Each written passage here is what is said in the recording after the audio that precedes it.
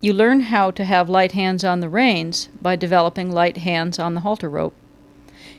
You want to ride with a float in your rein, and so you learn how that feels by doing your groundwork with a float in your halter line. Taj and Alder are working together on developing light hands.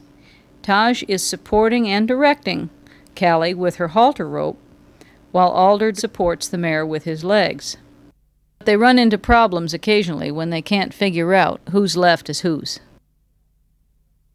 When you're working together, like Alder and Taj are, you need to get it straight beforehand who's left and who's right you're talking about, before you can ask the horse to try to figure it out.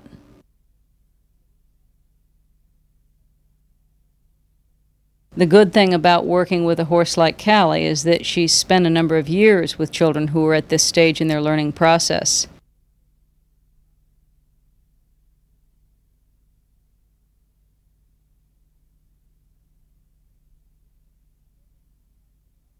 Before beginning riders try this exercise, they should be sure that the horse they're using has had many successful years working with children and adult beginning riders in these exercises and is not going to get them into trouble for their mistakes. Alder is trying to learn how to bring up the life in his horse. Bringing up the life is not wiggling in the saddle, and it's not kicking the horse either. It's something that is difficult to understand and will take a lot of practice. Callie knows the difference between a rider and a passenger. You can see when I stopped leading, Alder doesn't have enough life brought up in her to keep her moving. To help him understand a little better, I'll bring up the life by directing and supporting her with my halter rope, and that way he can get his body in time with her feet a little better and see what bringing up the life actually feels like. I ask her to move to a trot on the halter rope so that he can bring her down to the walk by quieting his body on her back and not actually becoming a passenger, but instead bringing the life back down. We're going to be practicing on turns by moving the hind end over and rocking the weight back and bringing the front end across and changing directions. Nice squeeze and release when she travels. Now keep the life in your body. There you go. Look up to your left. Now, when we get around here, step her over behind. Alder steps Callie's hindquarters over by touching her behind the girth with his left calf. At this point, his right leg is open, right at the girth. And bring the front end over. There you go. Now, you don't need to bring your leg quite so far back next time. Okay, step her over behind with your right leg back. Okay, there. Now rock your weight back. Bring the front end across. Alder steps Callie's forehand across to the right by opening his right leg to let her through and shifting his left leg forward and touching her with his calf ahead of the girth. Good boy. Oh, you stopped riding again. Let's go. Okay, step her hindquarters over. Rock the weight back. Front end through. There you go. That was better, and you did keep riding. But there's a problem here, you see. When you go the other way, she's leaving the horse that she wants to be with. Right now, she's going toward the horse that she wants to be with. Step her hindquarters over again. Rock the weight back and bring the front end across. And why does she stop? I'm not keeping my life up. The life up. Say it a little louder. I'm not keeping the life up in her, so she stops riding. And True enough, but she's also got a friend back there, so it's hard for her to walk away from that horse. Okay. Notice how much life she has when she's coming around in the other direction. She's heading toward that horse that Will is on. Right now, she's leaving the horse, so it's easier for her to stop, and it's going to require more from you. All right, now next time around, I want you to put a little more effort into riding her away from Will. Okay? So, you want me to you bring a little more life up as you go away from Will. Okay. And a little less life from you is required when Over you're there. going to the right, because Will's horse is drawing that mare toward her. Do you understand what I'm talking about? Okay, why don't you give your mare a little pat, rub her on the neck, check in with her. There you go, not bad. All right, now walk her out with life. Wait a minute, you don't need to jiggle, you just need to bring your life up. Okay, that's not bad. All right, let's go ahead and trot her out now. Bring some life up. If you watch Callie's feet closely, you can see that her left front and right hind leg travel together, and her right front and her left hind travel together. This creates a very bouncy rhythm. For the beginning rider, the trot is a difficult gait. It's easier to use the reins for balance when you're learning how to post than riding without reins like Alder is.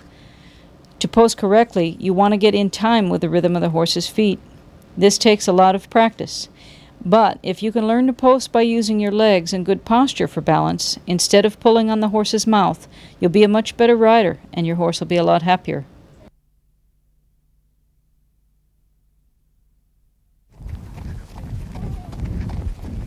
Hands down, Alder.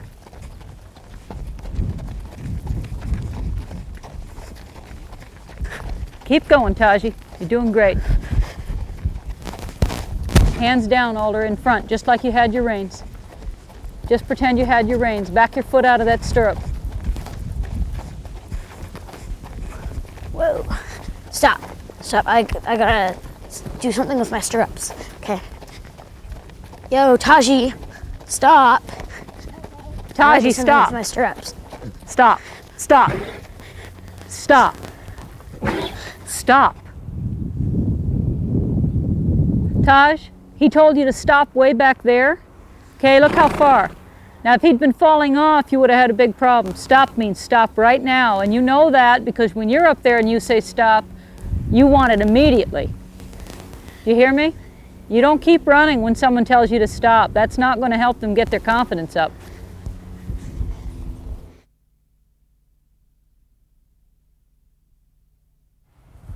Angela's going to adjust her stirrups to the proper length by raising it a couple of notches.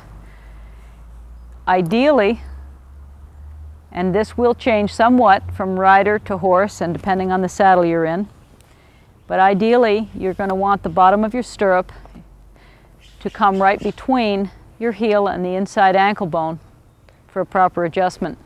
That will enable you to have a slight bend in your knee while you're riding and still enable you to keep your heel lined up with your hip so that you have balance in all the gaits without being launched out of the saddle at a trot or at a sudden stop or when the horse moves into a lope. Okay, so we'll ride out, Angela. Bring the life up in your horse. And let's move out in a circle to the left here. Okay? Angela's going to show you how to keep lined up with her leg underneath herself at the walk. Bring the life up. Atta girl. Go ahead and drop your left stirrup and keep your leg position. Drop both stirrups and keep your leg position. Let your leg go longer. You can see here that Angela's going to maintain a leg position on her horse as if she had her stirrups. You want to be able to find your stirrup with your foot without looking down as your horse is moving, because in the course of learning how to ride well, you're going to lose your stirrups from time to time. You need to know where they are by feel so that at speed or over difficult terrain, you're not thrown off balance by searching for them with your eye. Move him into a trot and go. Good girl. Stay in the middle of them, honey. Go ahead and drop both stirrups. Keep going. You can see that Angela's been able to maintain her leg position. Keep trotting, honey. Good girl. And pick your stirrups up. Keep going. Drop them again. Good girl. Keep going. Pick them up again. Good girl. Okay, drop them again. Okay, pick your outside stirrup up now. Now your inside stirrup. Good girl.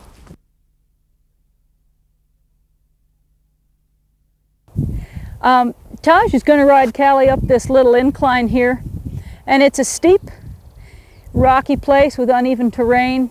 She's going to show you how to use her body, legs, her balance, and her line of sight to balance on the mare without having to have the reins for support. I'm going to guide the mare with this line. I'm going to direct her up, and Taj is going to ride the mare up the top with her weight off the mare's back and her eyes looking up where she's going. And this will give you a good idea of the kind of balance a child can develop on a horse without having to hang in that mouth. And then her riding will be a little more complimentary to the horse later on. All right, Taji, look where you're going, darling. Get your weight off her back, and you're just going to ask her to walk up the hill. Let her take her time. Now ride her up in there. Atta girl. Look left. Step her over behind. Step her hindquarters away. And give her a pat. There you go. Now let's ask her to come down again. Go ahead and ride her forward. We're going to ride her down here.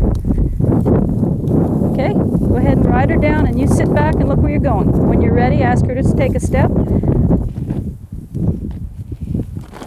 That's a girl. Okay, good girl. And look to your left. You're going to come up that hill now. Hang on.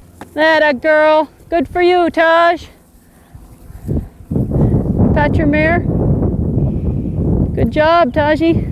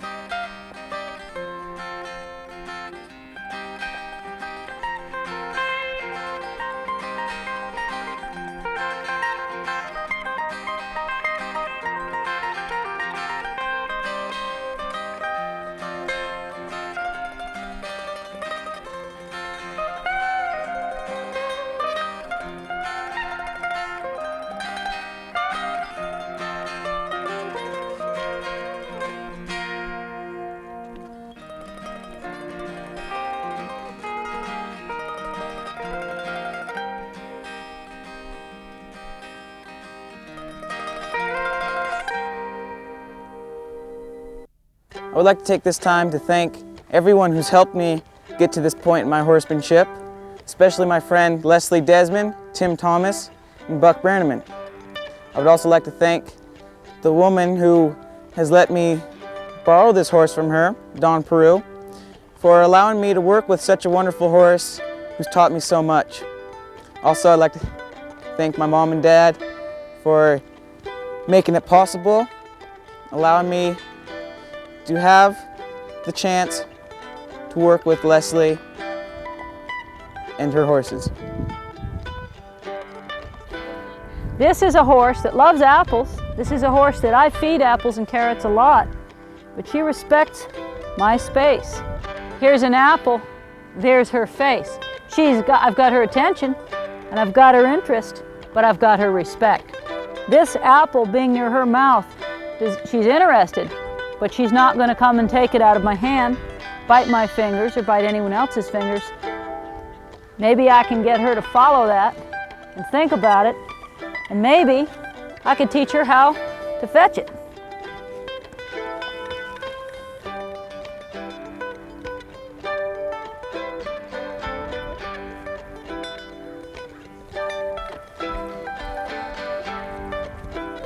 Come on, Sal. Come here, baby. Come on, Sal. Come on, Sal. Come here. Pumpkin, you come here, hon. Come here, baby. Come here, baby.